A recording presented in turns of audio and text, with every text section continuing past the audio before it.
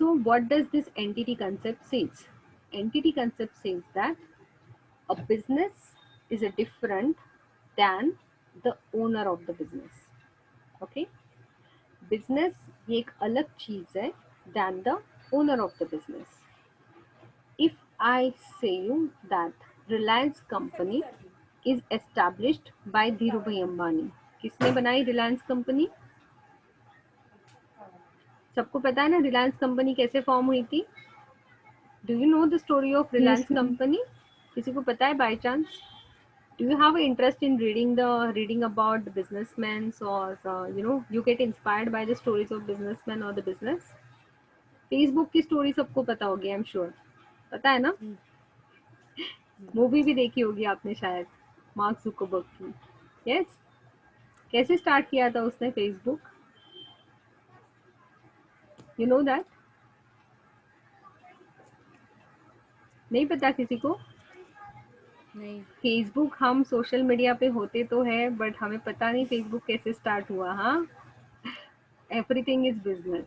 Okay, he thought of chatting with his friend. He was in a university और उसको ऐसे कुछ हुआ, उसकी गर्लफ्रेंड ने उससे बात करने से मना कर दिया और कुछ तो हुआ. So he thought of chatting with his friends and that's what in that university itself, university की नेटवर्क को उसने हैक करके एक दूसरा मॉड्यूल बनाया और जो बाद में उसके फ्रेंड्स को इतना पसंद आया, उसने उसी के फ्रेंड्स के फोटोज वगैरह डाले, उनसे चैटिंग स्टार्ट किया and there he got an idea of Facebook and that's what it has become now a billionaire company. Okay, but Facebook अगर किसी ने बनाया है, मार्क जुकरबर्ग ने अगर बनाया है इसको, तो कल जाके अगर मार्क जुकरबर्ग जिंदा नहीं भी रहा तो भी Facebook company will continue. Reliance company was formed by Dhirubhai Ambani and this will continue to exist. Why? क्यों exist करेगा ये? क्योंकि अभी आज धीरूभाई अंबानी नहीं है. Because the owner and the company are different. Because the owner and the company are different and this is called as an entity concept. Business ये अलग एंटिटी है और ओनर ये अलग एंटिटी है. हमें अकाउंटिंग जो करना है वो बिजनेस के लिए करना है, हमें अकाउंटिंग ओनर के लिए करना नहीं है. ओनर कल चेंज हो जाएगा. धीरूभाई अंबानी जाने के बाद मुकेश अंबानी ओनर बन गए, अनिल अंबानी ओनर बन गए. ओनर चेंज होते रहेंगे. Even I can be a owner of a Reliance company. कैसे? अगर मैं रिलायंस कंपनी के शेयर्स परचेज कर लूँ तो मैं भी रिलायंस कंपनी के ओनर बन जाती हूँ. Okay, I don't have to go there and work, but I am the owner of the company. If I buy the shares of that company, आप लोग सुनते होंगे, आई एम श्योर आप शेयर मार्केट के बारे में सुनते होंगे, कुछ समझ में नहीं आता होगा बट धीरे धीरे सीखेंगे इस चीज़ को भी. ठीक है, तो मैं कोई भी कंपनी के शेयर्स परचेज कर सकती हूँ बट ये जो ओनर्स होते हैं ना, इनके पास मेजोरिटी शेयर्स होते हैं, इसीलिए इनके पास डिसीजन मेकिंग राइट्स होते हैं. तो आज मुकेश अंबानी और अनिल अंबानी जितने भी रिलायंस कंपनी के ओनर्स हैं, क्योंकि उनके पास उनके शेयर्स मेजोरिटी में हैं. अगर पूरी कंपनी के 100 शेयर्स होंगे तो इनके पास 51% शेयर्स हैं, इसीलिए they are into the majority decision making role. ठीक है, तो अब ये कंसेप्ट हमें क्या बताती है कि एंटिटी अलग है और ओनर अलग है. ओनर को कुछ भी हो जाए, entity will continue, the business will continue as a business organization because entity का existence कैसे हुआ, entity कैसे बनी, कैसे बनाते होगे कंपनी, बताओ. क्या कंपनी ऐसी कहीं से बर्थ लेती है लाइक अ ह्यूमन बीइंग? जैसे हम लोग, हमारा बर्थ होता है वैसे कंपनी का बर्थ कैसे होता होगा? कहाँ, कैसे पता चले कि हाँ ये कंपनी है? कौन इसे ऑथराइज करता होगा कि हाँ ये कंपनी है करके? How the company comes into an Ma'am, it existence? is registered in the It is registered. registered. We have to register the companies under the Companies Act in India. अलग अलग act है India में. Partnership form को register करने का act अलग है, company को रजिस्टर करने का एक्ट अलग है. सो जब आप एक पीस ऑफ पेपर पे गवर्नमेंट को ये लिख के देते हो कि मुझे ये कंपनी स्टार्ट करनी है, ये मेरा इतना इन्वेस्टमेंट मैं करने के लिए रेडी हूँ, कंपनी का ऑब्जेक्टिव ये है, मिशन ये है, विजन ये है, कंपनी ये मैन्युफैक्चर करना चाहती है, इसको बेचना चाहती है, कस्टमर इंडिया का है, आउटसाइड इंडिया का है, you have to give every information and you have to tell the name of your company. If that name is available, they will give you an piece of paper which is called as an certificate of incorporation. Okay तो ये certificate आपको देंगे, जिस दिन ये certificate वो आपको देगी, गवर्नमेंट आपको देगी, उस दिन से आपकी कंपनी फॉर्म हो गई. Now the company become an legal entity. Legal entity जिसका एक एग्जिस्टेंस लीगली है. ओके उसको कोई ऐसे ही नहीं मिटा पाएगा. अभी कंपनी को अगर मिटाना है, कंपनी को अगर क्लोज करना है, तो वापस पीस ऑफ पेपर पे लिख के देना पड़ेगा कि हमें ये कंपनी क्लोज करनी है. ओनर के मरने से या ओनर के जिंदा रहने से कंपनी का कोई भी अफेक्ट नहीं होता. ओनर चेंज होते रह सकते हैं, बट एक बार जब वो पीस ऑफ पेपर पे लिख के आ गया कि ये कंपनी है, that company will continue as a company unless and until आप पेपर पे लिख के दो कि हमें ये कंपनी क्लोज करनी है. So company get a birth by law and company can be demolished only by law. ठीक है, एक कंसेप्ट क्लियर होगी आपको. कंपनी का बर्थ कैसे है? Piece of paper, certificate of incorporation कहा जाता है इसको. उस पर जब लिख के छप्पा आ जाता है कंपनीज एक्ट के अंदर कि आपकी कंपनी रजिस्टर्ड हो गई, आपकी कंपनी एग्जिस्टेंस में आ गई. ठीक है. सो हमें जो अकाउंटिंग करनी है ना, ये अकाउंटिंग हमें करनी है एंटिटी, ओनर के लिए नहीं. किसने कंपनी स्टार्ट किया उसके लिए नहीं अकाउंटिंग कर रहे हैं हम. अकाउंटिंग हम कर रहे हैं बिजनेस के लिए. तो इसका मतलब क्या है? अभी बिजनेस के लिए अकाउंटिंग करने का मतलब ये है कि हमें बिजनेस के पॉइंट ऑफ व्यू से सोचना है हमेशा. क्या बिजनेस में पैसा आ रहा है, क्या बिजनेस से पैसा जा रहा है, क्या बिजनेस में परचेस किया, क्या बिजनेस ने सेल्स किया. ओके सो जब एक ओनर जो है, मान लो mister A has started a business and mister A given capital. Mister A ने बिजनेस को कैपिटल दिया, उसने अपने बिजनेस को कैपिटल दिया 5 लाख रुपए का. अभी हमने कहा कि एंटिटी कंसेप्ट है, सोचना है बिजनेस के पॉइंट ऑफ व्यू से. तो क्या कहेंगे हम लोग यहाँ पे? क्या बिजनेस में पैसा आया कि बिजनेस से पैसा गया? What we will think of? आया. बिजनेस में पैसा आया. पैसा आया. मिस्टर ए ने बिजनेस को पैसा दिया. हम अकाउंटिंग बिजनेस के लिए कर रहे हैं, तो हम ये कहेंगे चलो चलो बिजनेस में पैसा आ गया. एंड जो ये बिजनेस में पैसा आता है, तो ये यहाँ पे लिखा जाएगा कैपिटल के अंदर.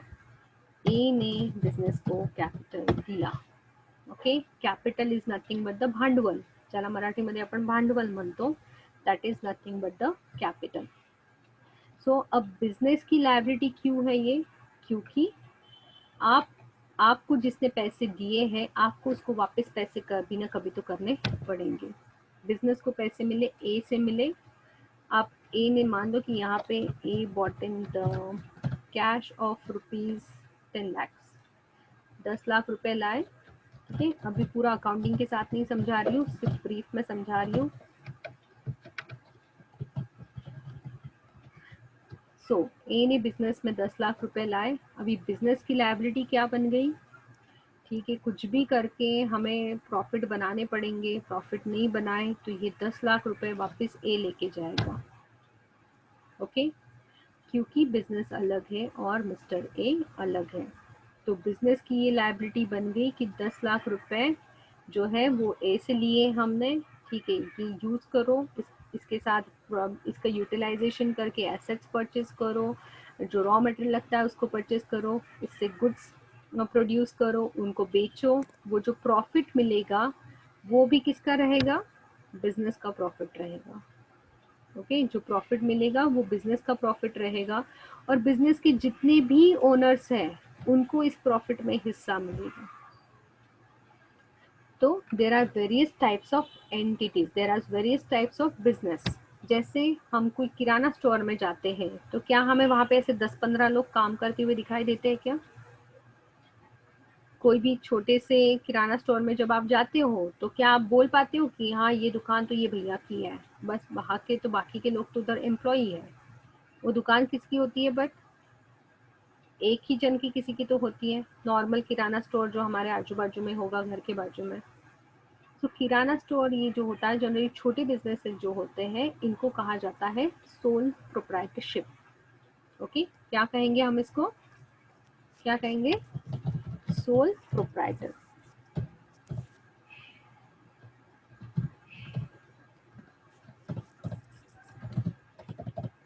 सॉरी, हाँ, sole proprietor will be a person who will be giving a money to the business and जितनी भी प्रॉफिट होंगे वो सारे हमेशा ओनर के रहेंगे।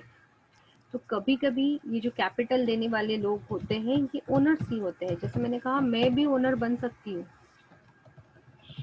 मैं भी ओनर बन सकती हूँ रिलायंस कंपनी की। अगर मैं इस कैपिटल में कुछ भी मैं रिलायंस कंपनी को पैसे दे दूँ, उनका हिस्सा बन जाऊँ, तो मैं रिलायंस कंपनी की भी ओनर बन सकती हूँ।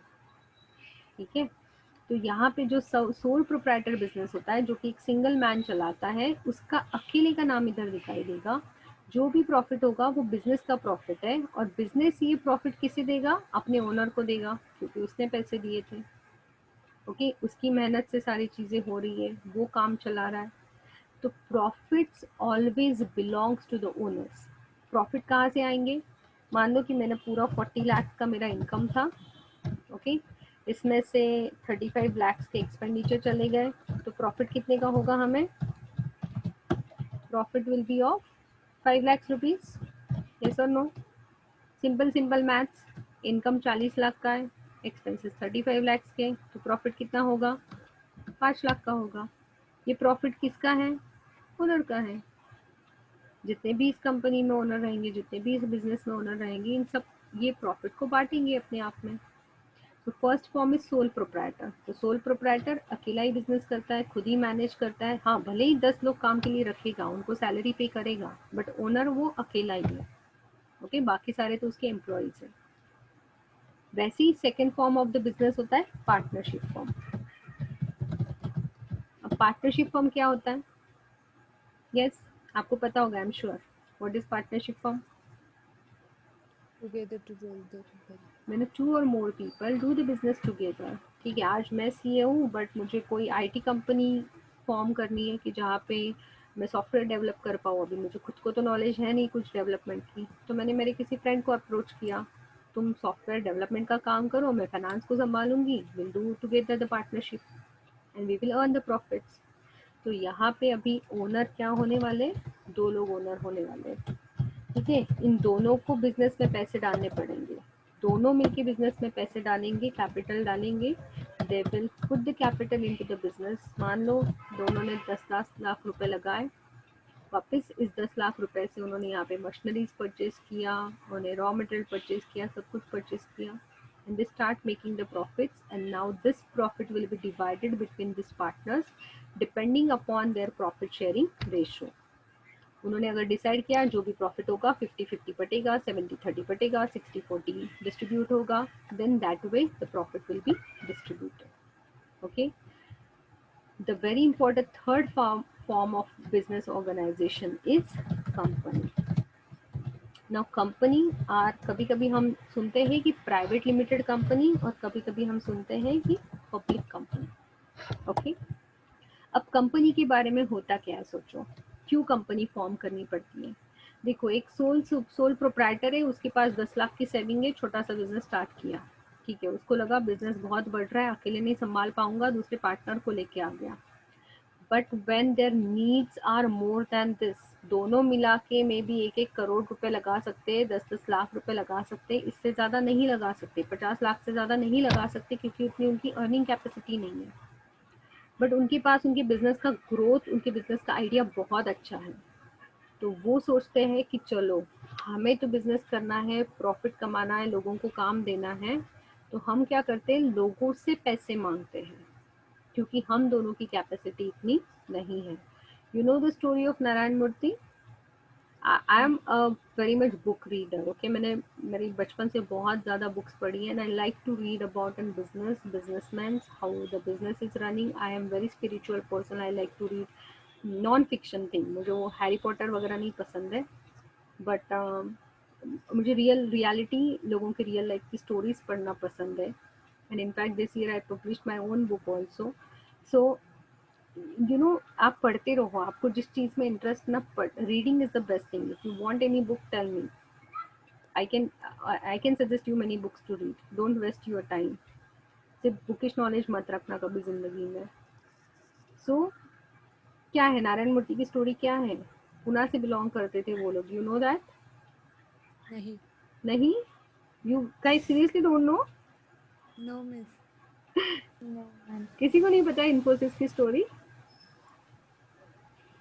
आज गूगल करोगे तुम लोग, मुझे बताओगे कल. There are so many stories. Ma'am Just ऐसे स्टोरी नहीं पता. हाँ ठीक है, बताओ जो भी पता है वो बताओ. No, like Sudha Murthy started it, just that much. Okay. So Sudha Murthy was in Pune. She was a She typical she was Maharashtrian girl. Tata Motors. Yeah, she was working in Tata Motors. And what happens, she met Narayan Murthy in her engineering college, I guess. आणि तब तो ऐसी situation की थी कि लड़कियां engineering का education भी नहीं लेती थी. सो आई थिंक पूरे क्लास में Sudha Murthy was the only girl, the only lady who was studying. And उन्होंने उसके बाद जॉब स्टार्ट किया and she met Narayana Murthy. And Narayana Murthy भी जॉब कर रहे थे, बट उनको अचानक से पता नहीं कुछ उनके दिमाग में डेवलपमेंट का आइडिया आ गया and they said they already got married by then. And उन्होंने कहा कि मुझे बिजनेस स्टार्ट करना है, और पैसे तो एक पैसा नहीं था, एक कंप्यूटर लाने के लिए भी पैसे नहीं थे. तो सुधा मूर्ति से ठीक है, मैंने सेविंग है मेरी थोड़ी सी, 10,000 है मेरे पास, आप वो ले लो और स्टार्ट करो. सो इन लिटरली 10x10 के रूम में उन्होंने डेवलपमेंट का काम स्टार्ट किया. He buyed and computer on rent and he started his work of development. उनके एक दोस्तों ने उनको साथ दिया and see the company where it is today. I mean, a single man started that company. I really feel very proud. मुझे बहुत I simply believe, मैंने सारी सुधा मूर्ति जी की बुक पढ़ी है. I really like the way she write. कभी आपको मिले तो she write very very small real life experiences in her books. It's like short stories. Short stories, yes, और बहुत खूबसूरत होती है, बट वो इतनी अच्छी होती है कि आपको एक अच्छा मैसेज दे के जाती है वो. क्योंकि अब वो इन्फोसिस फाउंडेशन के लिए काम करते हैं. तो she is now into the completely social work. उन्होंने वैसे इंजीनियरिंग रिलेटेड काम करना पूरा छोड़ दिया था कुछ सालों बाद. तो 10x10 के रूम में उन्होंने काम स्टार्ट किया. 10,000 थे, 10,000 से स्टार्ट किया, बट उनको पता था कि उनकी आइडिया बहुत अच्छी है. People started approaching them the way they produce the softwares. तो जब ये अप्रोच हुआ तो खुद की जेब में कुछ पैसे नहीं थे, तो उन्होंने फिर धीरे धीरे इसको पार्टनरशिप से दे फॉर्म्ड एन कंपनी. तो कंपनी बनाने का रीज़न ये होता है कि आपके पास इतने फंड्स नहीं है, ना ही कोई बैंक आपको इतने फंड्स दे पाएगी, आपके ऊपर ट्रस्ट कर पाएगी. तो आप आपके बिजनेस लोगों को बताओ कि आप क्या करना चाहते हो, and then people will start buying the shares of your company. तो मान लो कि उनको अगर पूरे 1 करोड़ की ज़रूरत है, 1 करोड़ कैपिटल की ज़रूरत है, तो वो इस कैपिटल को 100 रुपए वाले पीस ऑफ पेपर में कन्वर्ट करेंगे. अभी शेयर्स क्या होता है, तो शेयर्स एक ऐसे पीस सर्टिफिकेट होगा, ओके. उसके ऊपर लिखा होगा हमारी कंपनी का नाम इन्फोसिस कंपनी है, हमारा एक शेयर 100 रुपये में है. अगर आप हमारे कंपनी में इन्वेस्ट करना चाहते हो तो ये पीस ऑफ पेपर आप आपके पास रखो, आप इस कंपनी के ओनर बन जाओगे और आप हमको 100 रुपये दे दो, ठीक है. So they will collect and money from the market. 100 रुपये ऐसे करके 10,000 लोगों से 100 रुपये लेंगे. वे piece of paper as a share certificate लोगों को देंगे और वो सारे लोग इस कंपनी के ओनर्स बन जाएंगे. यहाँ पे इन सबके नाम लिखे नहीं जा सकते, तो उसका एक अलग से रजिस्टर मेंटेन होता है. जब कैपिटल की रिक्वायरमेंट बहुत बढ़ जाती है, then a company comes into an existence. अब जब कंपनी जो होती है ये क्लोज, इसका जो कैपिटल अगर आपको रखना है, सो जैसे मैंने कहा कि टोटल कैपिटल 1 करोड़ रुपीज है, इसको आपने एक share, 1 share is equal to 1 share से ₹10. ओके, अगर 10 रुपए का एक शेयर है तो ऐसे आप 1 लाख शेयर्स मार्केट में डिस्ट्रीब्यूट कर दोगे. कितने? सो 1 crore divided by 10, 10 lakh shares you would be distributing it into the market. सो आप 10 लाख शेयर्स मार्केट में डिस्ट्रीब्यूट करोगे तो क्या हो जाएगा, आपके 10 लाख शेयर्स मार्केट में बेचे जाएंगे, लोग आपके शेयर्स को परचेज करेंगे and every one of them who by your shares will be an owner here. ऐसे करके आप पूरा यहाँ पे 1 करोड़ रुपीज़ यहाँ पे दिखाई देगा. हालांकि इन सबके नाम आप यहाँ पे लिख नहीं सकते हो, उसके लिए अलग एक रजिस्टर मेंटेन होता है, बट यहाँ पे लिखा जाएगा share capital. Okay, instead of only the word like in capital, the word will come as an share capital.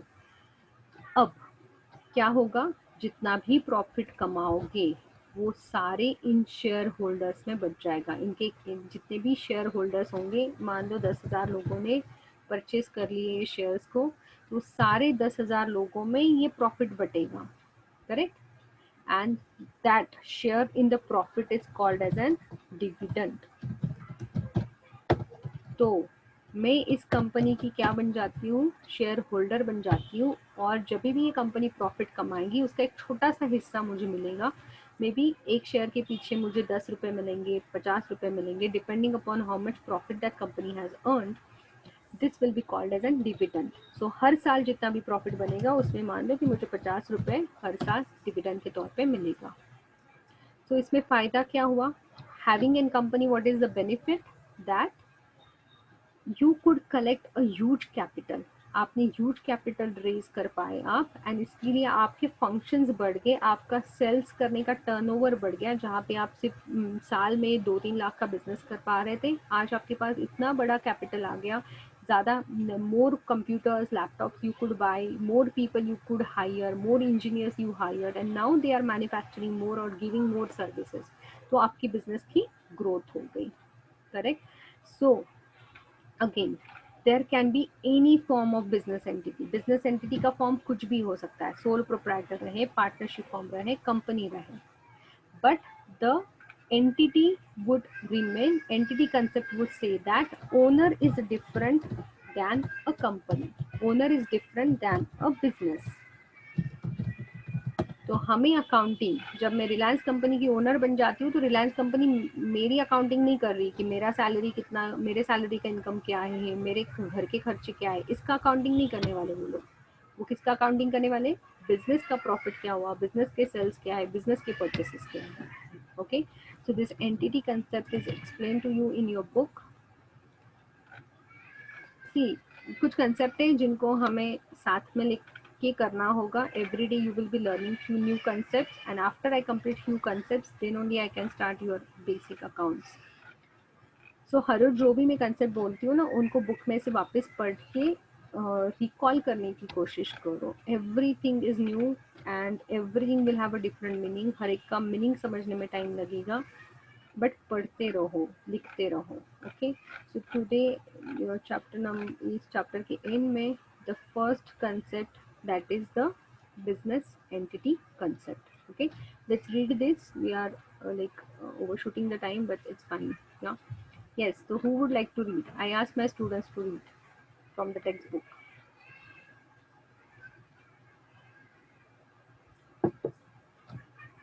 Yes, who is reading today? Take this opportunity. कोई यहाँ पे आपकी कोई गलती नहीं निकालने वाला है, कुछ नहीं। This is for you. या यस भाग्यश्री? हाँ, यस, यू कैन रीड। यहाँ से स्टार्ट करना, business entity. Okay. Business entity. This concept implies that a business unit is separate and distinct from the owner or owners, that is, the person who supplied capital to it. Based on this concept, accounts are prepared from the point of view of the business and not from the owner's point of view. Okay, Hence, so business. yeah, just give me a minute, Bhagyashree. So the first thing that we learn, business is different than the owner. Then second thing, accounting has to be done for the business and not for the owner's point of view. Accounting has to be done. So अगर आपके पास text book है तो इसे underline कर लो। Accounting is done from the point of view of a business and not from the owner's point of view. This is the second point. Yes, go ahead, Bhagyashree. Hence, the business is liable to the owner for the capital contributed by him or her. According to this concept, only business transactions are recorded in the books of accounts. Okay, hold Personal on. transactions. Yeah, so only business transaction. Like I said, company को कोई लेना देना नहीं कि personal level पे मेरे घर में क्या खर्चे हो रहा है। Company is only going to record what is the business expenditure. Company is only going to record what are the business incomes and expenditure, that's it. They are not bother about owner के घर में क्या चल रहा है। Okay, तो इस concept को आपके दिमाग में थोड़ा सा ठीक से डाल दो, because this is little hard. हमें लगता है कि वो ओनर है तो वो उस वहाँ से घर के एक्सपेंसेस करे या कोई भी एक्सपेंसेस करे, doesn't matter, but it is not so.